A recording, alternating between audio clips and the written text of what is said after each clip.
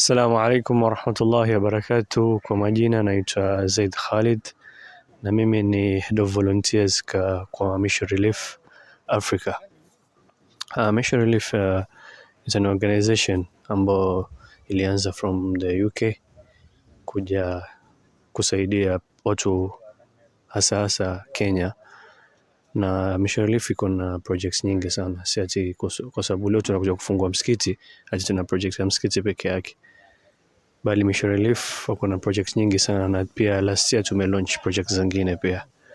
Na leo tumekuja hapa Kilifi County kufungua msikiti. I think kama sijakosea ni msikiti wa 15 ama 16 ambao Mission Relief wamejenga. Alhamdulillah, inshallah leo siku leo itakuwa successful na tutafungua msikiti na kama wana community wa hii area. Jazakallahu khair. Assalamu alaikum warahmatullahi wabarakatuh.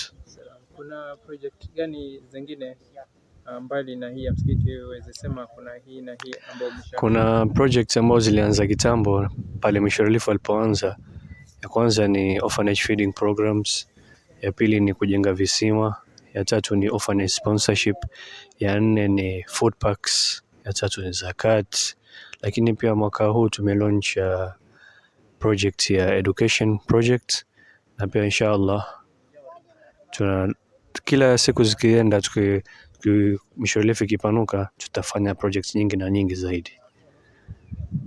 Shukran sana, barakallahu fik.